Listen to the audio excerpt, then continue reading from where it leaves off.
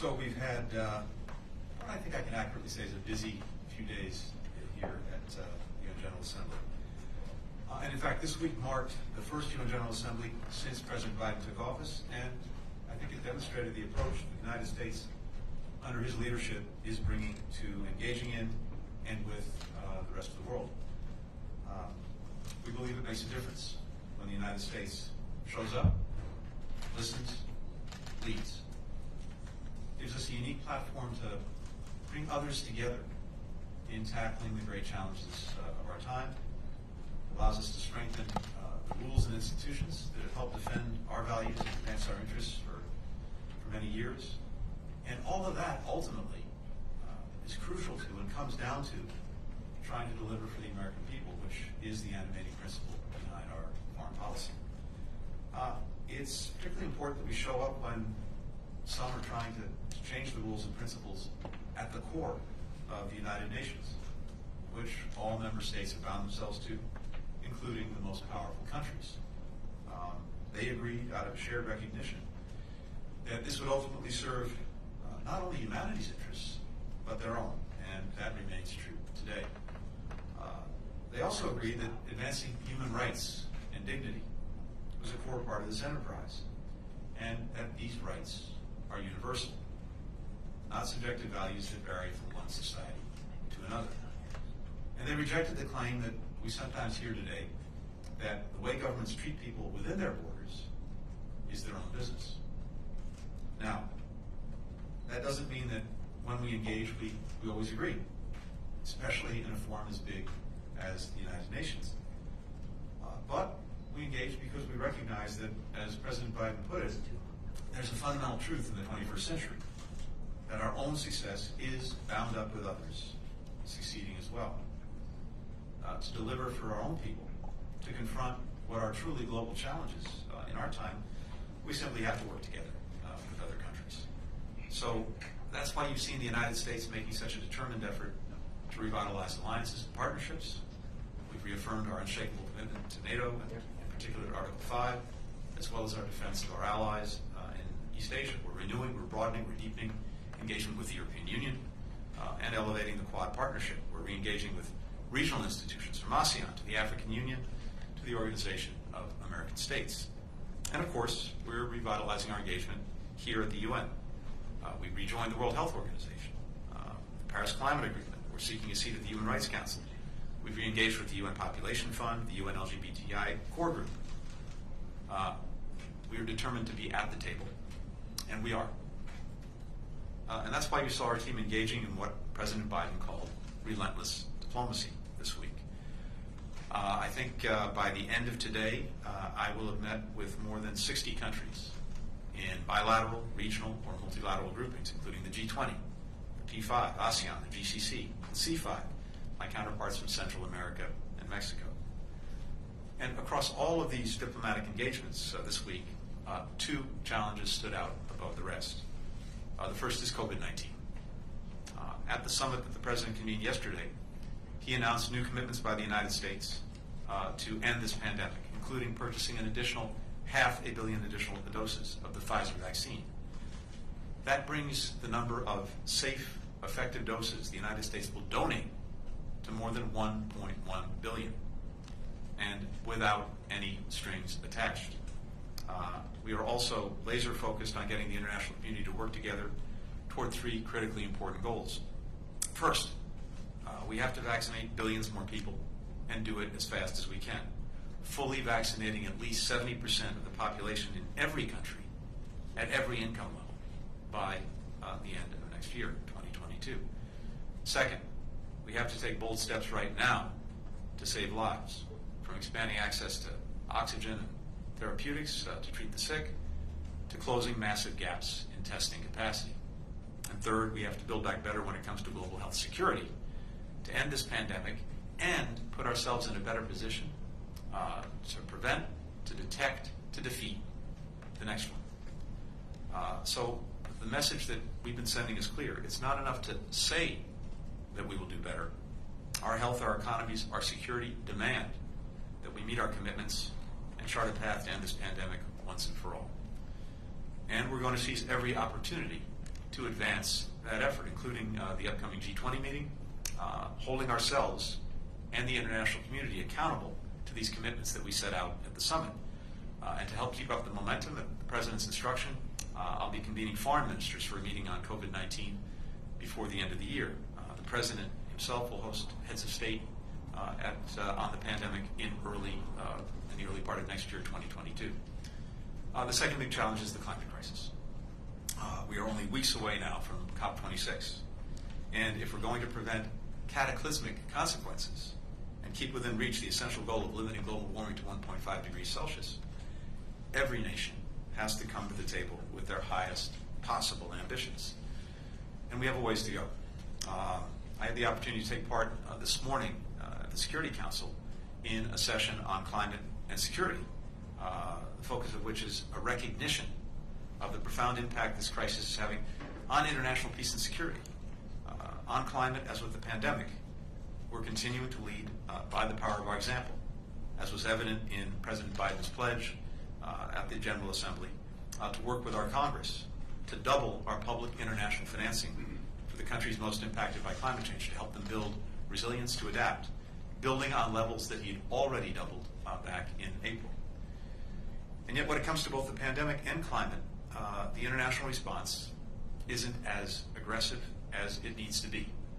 And that's what we were trying and continue to work hard to emphasize here this week and in the days and weeks ahead.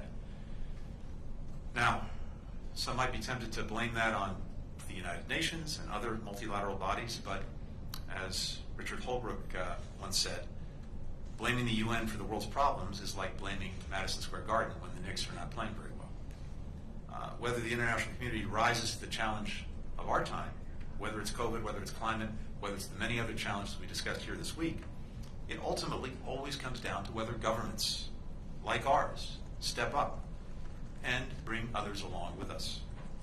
That's, again, why it's so important for the United States to show up, to engage, and to lead.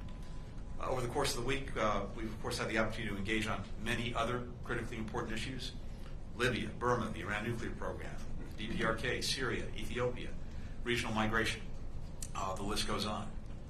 Here, it's worth noting that UN High-Level Week takes a tremendous amount of work from every single part of the State Department. Every meeting, every statement, every briefing requires planning, analysis, execution, not to mention close coordination with other parts of the U.S. government involved in the effort.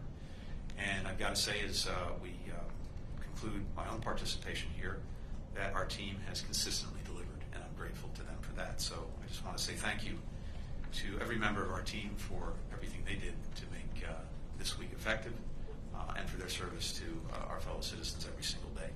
Before wrapping up, let me just add a few words in particular about Afghanistan. This was the focus of discussions at the Security Council last night with the G20, as well as in a number of bilateral and multilateral meetings. Across those meetings, we underscored how critical it is that the international community remain united in its approach. The Taliban continue to seek legitimacy, international support. Our message to the international community is that any legitimacy or support that might flow to the Taliban depends on them meeting commitments that they made in key areas, all of which are enshrined in a recent UN Security Council resolution, allowing foreign nationals and Afghans to travel outside the country if they wish, preventing terrorist groups from using Afghanistan as a base for external operations that threaten other countries, respecting basic human rights, particularly for women, for children, for members of minority groups, and refraining from carrying out reprisals, allowing unimpeded humanitarian access, and forming a genuine and inclusive government that can meet the basic needs and reflect aspirations of the Afghan people. This is not a favor to the international community. It's a basic requirement for a stable and secure Afghanistan. And as we hold the Taliban to these commitments, we're continuing to work with other governments, with financial institutions, with NGOs, to ease the flow of humanitarian assistance to Afghans whose lives depend on it. And so, while High-Level Week may be winding down, The relentless diplomacy the President talked about, well, here at the UN, around the world, that continues, and it will every single day. One very last point. I had the chance to meet today with my French counterpart, Jean-Yves Le Drian. And we've been at multiple meetings together this week, the P5, the G20, the meeting that he hosted with German and Italian counterparts on Libya. Our meeting today followed yesterday's conversation between President Biden and President Macron, where they agreed that the September 15th announcement would have benefited from open consultations among allies, and they decided on a process of in-depth consultations going forward. We recognize this will take time and hard work, and will be demonstrated not only in words, but in deeds. And I'm committed to working closely with Minister Le Drian on this crucial effort. On a personal note, I would just add that he and I have been friends for a long time, someone I hold in great esteem. With that, I'm happy to take your questions. We'll start with Kylie Atwood, CNN. Hi. Hello, Kylie. Thank you, Secretary, for doing this. I want to start with a question on Haiti. Special Envoy for Haiti, Daniel Foote, resigned this morning or this week, and he called the Biden administration's inhumane decision to deport Haitian refugees and deeply flawed U.S. Haiti policies. I'm wondering if you had a discussion with him before accepting his resignation, and if you view it as humane to deport Haitian migrants, considering that families coming to the U.S. seeking asylum should have a legal basis to stay here in the United States. And then I have a second question, widening the aperture. There's been a tremendous amount of criticism of the Biden administration's handling of multiple foreign policy issues recently. The chaotic withdrawal from Afghanistan, this new security agreement between Australia, the US, and the UK that enraged the French, the border crisis, the refugees from Haiti, stunted Iran deal talks. It appears the administration has mismanaged a lot of these issues. And what's your response to that?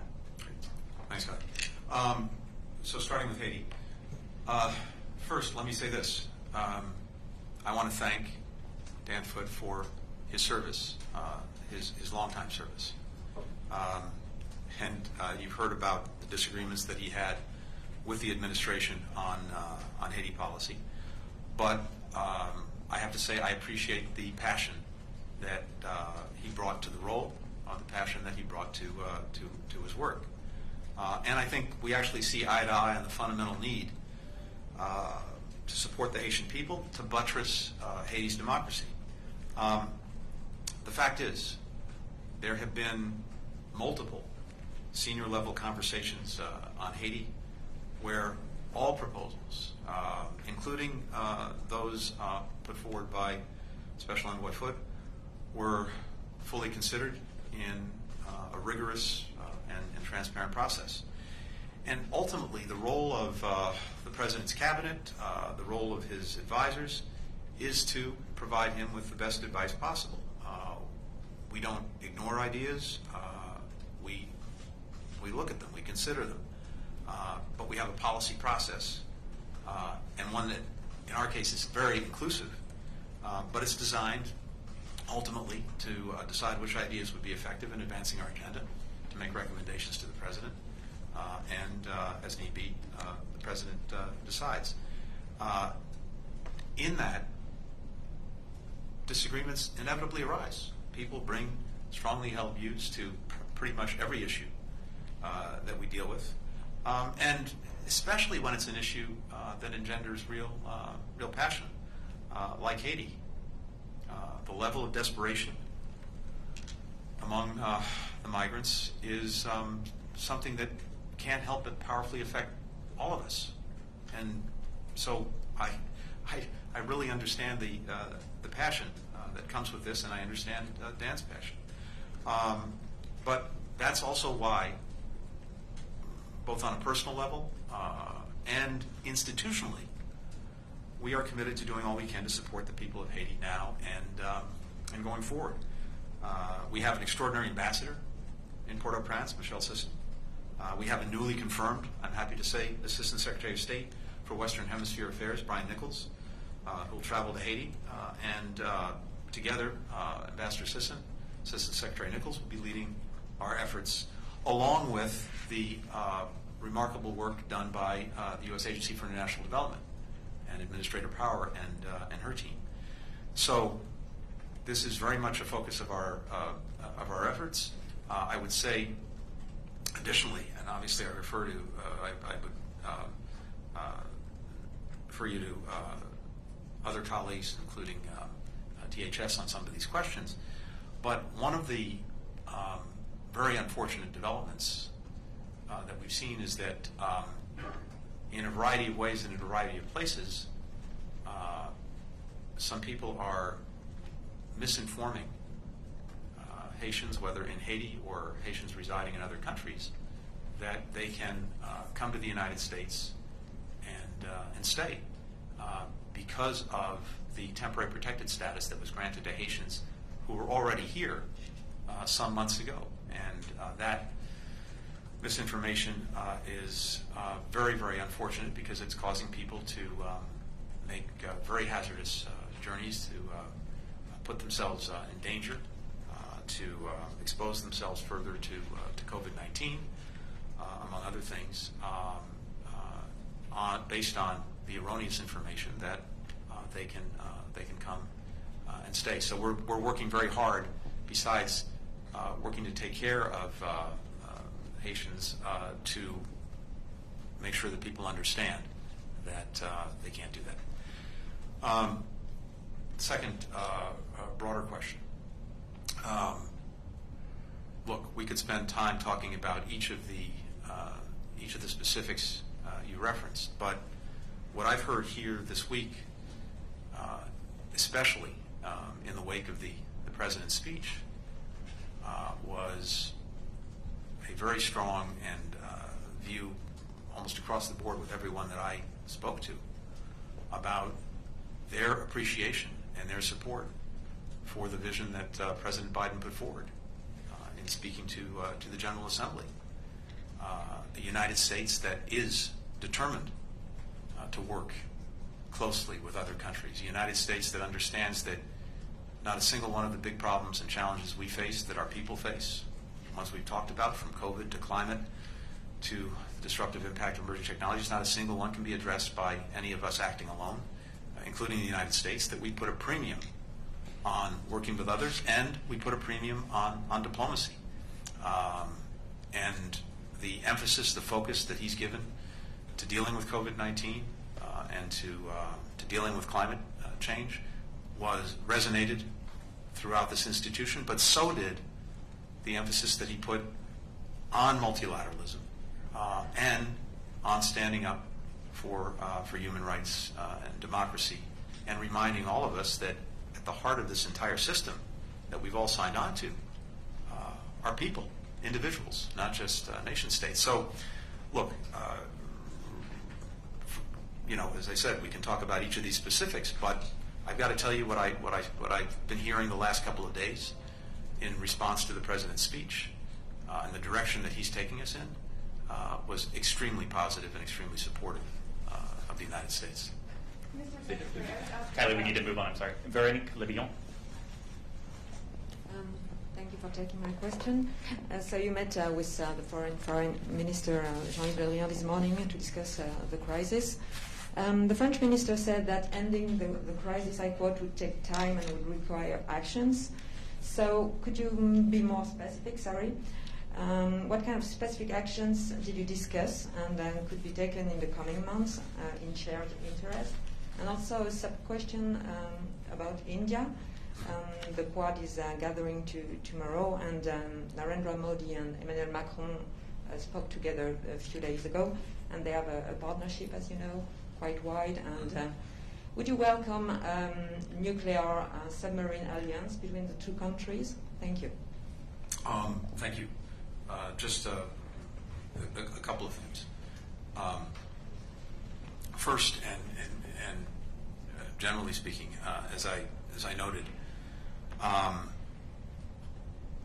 we are working now at the direction of President Macron and President Biden on a process of in-depth consultations on a series of issues moving forward to, in very practical ways, deepen the cooperation and coordination between our countries, which for many years and in many ways is already remarkably strong, but we can do more and we can do better. I think that we very much welcome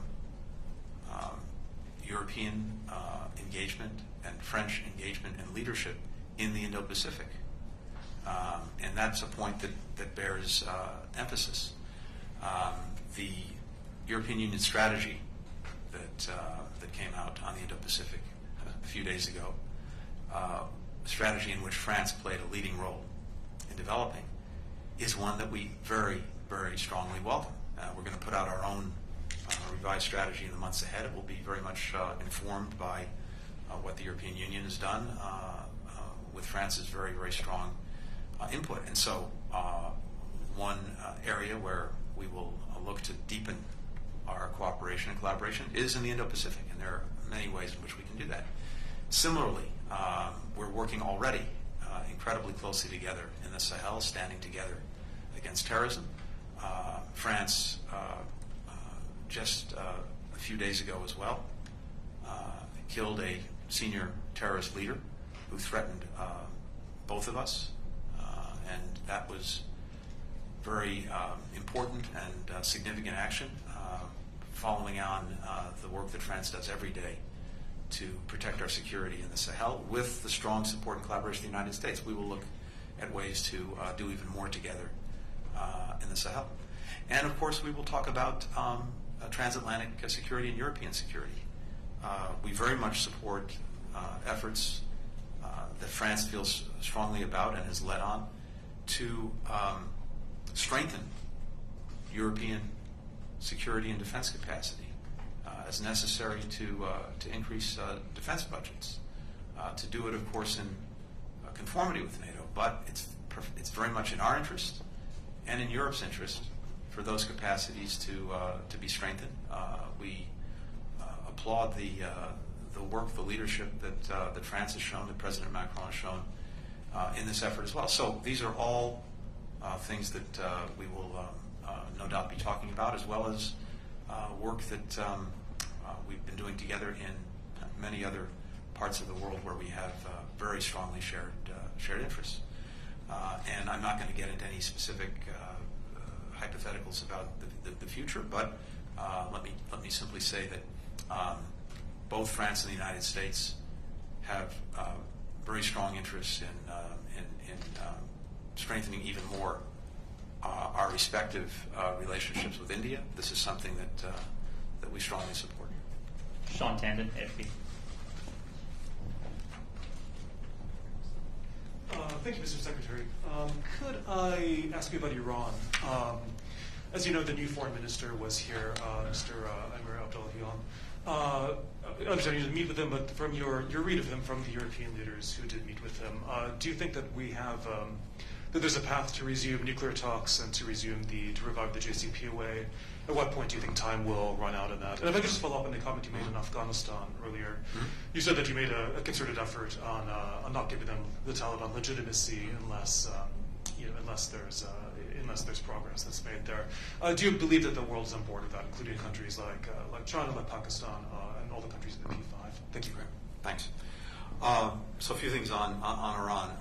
Our special envoy for Iran, Rob Malley, was here as well throughout the week. He's had a very productive few days in New York and heads back to Washington.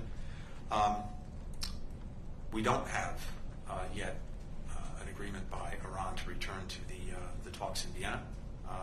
We're very much prepared to return to Vienna to continue the talks, and the question is whether, and if so, when Iran is prepared to do that. We have been very sincere and very steadfast in pursuing a path of meaningful diplomacy to get back to mutual compliance with the JCPOA, and also to address the full range of concerns that we and many other countries have with Iran. We continue to believe that a return to mutual compliance with the agreement is in our interest. It's the best available option to restrict Iran's nuclear program and to provide a platform to address its other destabilizing activities. But as I've said on a few occasions recently, that possibility of getting back to mutual compliance is not indefinite.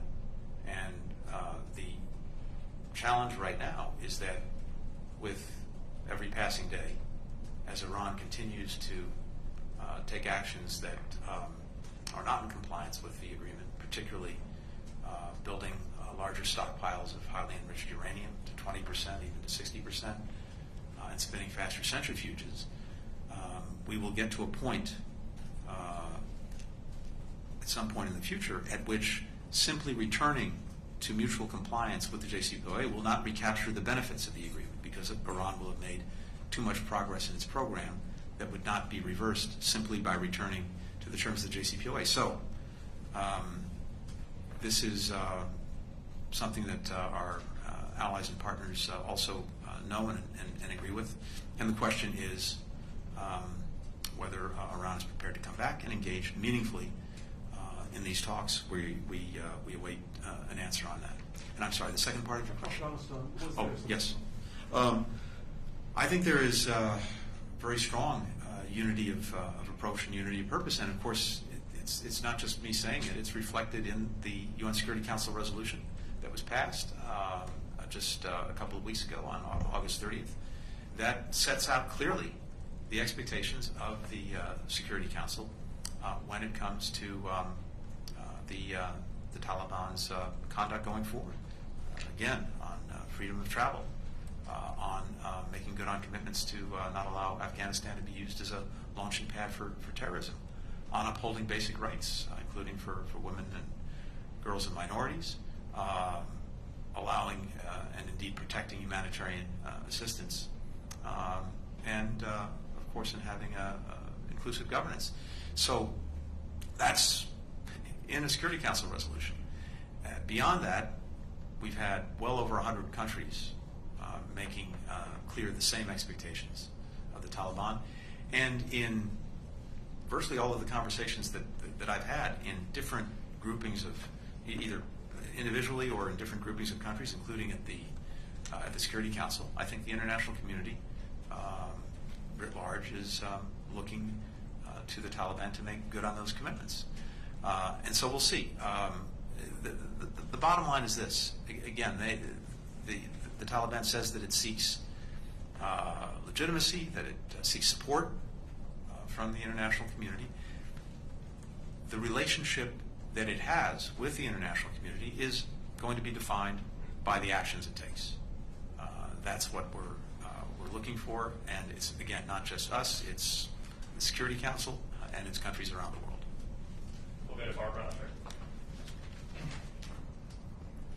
Hello, Mr. Blinken. Just a few follow-up questions from some of my colleagues, what some of my colleagues have raised. In terms of the meeting with the French foreign minister, do you feel now that the crisis is over, if you would call it a crisis, would you? And did you apologize to him? And then in terms of Haiti, you spoke about understanding the passion of Mr. Foote, understandably, but the message or the statement that was put out seemed to suggest that the proposals he'd made were not good ones, that they were harmful to the promotion of democracy, and basically said he had mischaracterized the circumstances of his resignation. So I thought it was quite a sharply worded statement, actually. I'm wondering if he was seen as some sort of obstacle on the one hand, or if on the other, if I can say so, he was thrown under a bus. I mean, can you just put some context to that statement? Thank you. Let me take the second part of the question first. Look, as I said a moment ago, Special Envoy Foote has provided remarkable service to the country in a whole variety of roles. I very much respect and admire the passion that he brought to this latest role, but that does not mean that, by definition, a particular policy or approach that he may have proposed or supported is necessarily the right one, or that as a result of the process we go through on every policy, it was preordained that that would come out in the direction that he proposed, or that anyone proposed. So again, I very much respect him, respect his service, respect his passion, but that doesn't mean that we can't and won't disagree on the right approach to take, the right policy to follow, and that's what this comes down to. And he decided that he would no longer feel comfortable serving in that capacity, and I respect that decision. With regard to France and to my colleague, Foreign Minister Le Drian, again, I think what I said before is how I see it and how we see it. We have a process decided on, agreed on by President Macron, by President Biden, of in-depth consultations moving forward. We recognize that this is going to take time. It's going to take hard work, and we need to demonstrate results not just in what we say, but in what we do together. I'm very committed to that. I will work closely with Jean-Yves in the days and weeks ahead, and I am convinced that our interests together are so strong, the values that we share so unshakable, that we will carry forward and get some good work done. But it will take some time, and it will take some hard work. And as I said, I'm determined to do it. Thank you, Mr. Secretary. Thank you, everyone, Thank you all very much. Enjoy New York.